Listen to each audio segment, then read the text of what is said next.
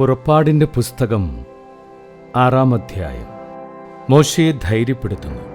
കർത്താവ് മോശയോട് പറഞ്ഞു, ഞാൻ ഫറവോയോട് എന്തു ചെയ്യുമെന്ന് നീ ഉടനെ കാണും. ശക്തമായ കരത്താൽ നിർബന്ധിതനായി അവൻ അവരെ വിട്ടയയ്ക്കും.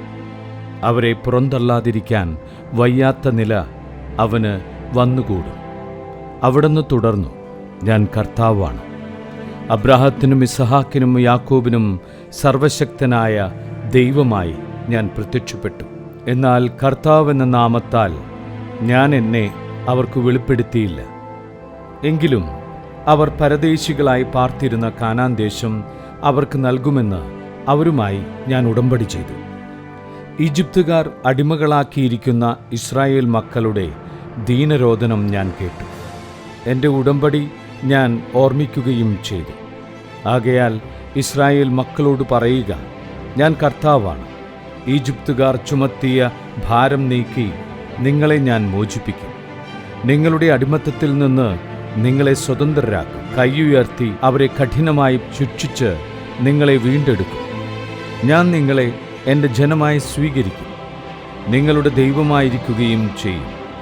ഈജിപ്തുകാരുടെ ദാസ്യത്തിൽ നിന്ന് നിങ്ങളെ മോചിപ്പിച്ച ഞാനാണ് നിങ്ങളുടെ ദൈവമായ കർത്താവ് എന്ന് നിങ്ങൾ അറിയും. അബ്രാഹത്തിനും ഇസഹാക്കിനും യാക്കോബിനും വാഗ്ദാനം ചെയ്ത ദേശത്തിലേക്ക് നിങ്ങളെ ഞാൻ നയിക്കും. അത് നിങ്ങൾക്ക് അവകാശമായി തരുകയും ചെയ്യും. ഞാൻ കർത്താവാണ്. ഇസ്രായേൽ മക്കളോട് മോശ ഇപ്രകാരം പറഞ്ഞെങ്കിലും അവരുടെ മനോവ്യഥയും ക്രൂരമായ അടിമത്തവും നിമിത്തം അവർ അവൻ്റെ വാക്കുകൾ ശ്രദ്ധിച്ചില്ല. കർത്താവ് മോശയോട് കൽപ്പിച്ചു, നീ പോയി ഈജിപ്തിലെ രാജാവായ ഫറവോയോട് ഇസ്രായേൽ മക്കളെ വിട്ടയക്കാൻ പറയുക. മോശ കർത്താവിനോട് പറഞ്ഞു, ഇസ്രായേൽ മക്കൾ പോലും ഞാൻ പറയുന്നത് കേൾക്കുന്നില്ല, പിന്നെ ഫറവോ കേൾക്കുന്നു. പോരെങ്കിൽ ഞാൻ സംസാരിക്കാൻ കഴിവില്ലാത്തവനുമാണ്. കർത്താവ് മോശയോടും അഹ്റോനോടും കൽപ്പിച്ചു, ഇസ്രായേൽക്കാരെ ഈജിപ്തിൽ നിന്ന് മോചിപ്പിക്കാൻ ഞാൻ നിങ്ങളെ നിയോഗിച്ചിരിക്കുന്നുവെന്ന് ഇസ്രായേൽ മക്കളോടും ഈജിപ്ത് രാജാവായ ഫറവോയോടും പറയുക. വംശാവലി. മോശയുടെയും അഹ്റോന്റെയും പിതൃഗോത്രങ്ങളുടെ തലവന്മാർ ഇവരായിരുന്നു. ഇസ്രായേലിന്റെ ആദ്യജാതനായ റൂബന്റെ പുത്രന്മാർ ഹനോക്ക്, പല്ലു, ഹെസ്രാൻ, കർമ്മി ഇവരായിരുന്നു റൂബൻ ഗോത്രത്തിലെ തലവന്മാർ. ശിമിയോന്റെ പുത്രന്മാർ യെമുവേൽ, യാമിൻ, ഓഹദ്, യാക്കീൻ, സോഹാർ. കാനാൻകാരിയിൽ നിന്നുള്ള ഷാവൂൽ ഇവരായിരുന്നു ശിമിയോന്റെ ഗോത്രത്തിലെ കുലത്തലവന്മാർ. കുലങ്ങളനുസരിച്ച് ലേവിയുടെ പുത്രന്മാരുടെ പേരുകൾ: ഗർഷോൺ, കോഹാത്ത്, മെറാറി. ലേവിയുടെ ജീവിതകാലം 137 വർഷമായിരുന്നു. ഗർഷോന്റെ പുത്രന്മാർ ലിബ്നി, ഷിമേയി എന്നിവരും അവരുടെ കുടുംബങ്ങളും. കോഹാത്തിന്റെ പുത്രന്മാർ അമ്രാം, ഇസ്സാർ, ഹെബ്രോൺ, ഉസിയേൽ. കോഹാത്തിന്റെ ജീവിതകാലം 133 വർഷമായിരുന്നു.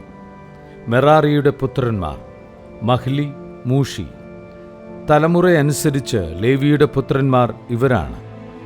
അമ്രാം തൻ്റെ പിതൃസഹോദരിയായ യോക്കോബേദിനെ ഭാര്യയായി സ്വീകരിക്കുകയും അവളിൽ അവന് അഹ്റോൻ, മോശ എന്നിവർ ജനിക്കുകയും ചെയ്തു. അമ്രാമിൻ്റെ ജീവിതകാലം 137 വർഷമായിരുന്നു. ഇസ്സാറിൻ്റെ പുത്രന്മാർ കോറഹ്, നേഹക്, സിക്രി. ഉസിയേലിൻ്റെ പുത്രന്മാർ മിഷായേൽ, എൽസാഫാൻ, സിത്രി. അഹ്റോൻ അമ്മീനാദിൻ്റെ മകളും നഹ്ഷോന്റെ സഹോദരിയുമായ എലിഷേബായെ ഭാര്യയായി സ്വീകരിക്കുകയും അവളിൽ അവന് നാദാബ്, അബിഹു, എലെയാസർ, ഇത്താമാർ എന്നീ പുത്രന്മാർ ജനിക്കുകയും ചെയ്തു. കോറഹിന്റെ പുത്രന്മാർ അസീർ, എൽക്കാന, അബിയാസഫ് ഇവരാണ് കോറഹ് വംശജർ. അഹ്റോന്റെ പുത്രനായ എലെയാസർ പുത്തിയേലിന്റെ പുത്രിയെ ഭാര്യയായി സ്വീകരിക്കുകയും അവളിൽ അവന് ഫിനഹാസ് എന്ന പുത്രൻ ജനിക്കുകയും ചെയ്തു. ഇവരാണ് ലേവി ഗോത്രത്തിലെ കുലത്തലവന്മാർ. ഈജിപ്ത് രാജ്യത്തു നിന്ന് ഇസ്രായേൽക്കാരെ സംഘമായി പുറത്തു കൊണ്ടുവരികയെന്ന് കർത്താവ് കൽപ്പിച്ചത് ഈ അഹ്റോനോടും മോശയോടുമാണ്.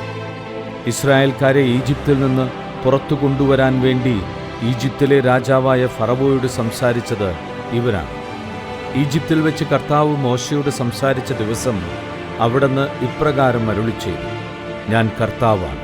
ഞാൻ നിന്നോട് കൽപ്പിക്കുന്നതെല്ലാം ഈജിപ്തിലെ രാജാവായ ഫറവോയോട് നീ പറയുക.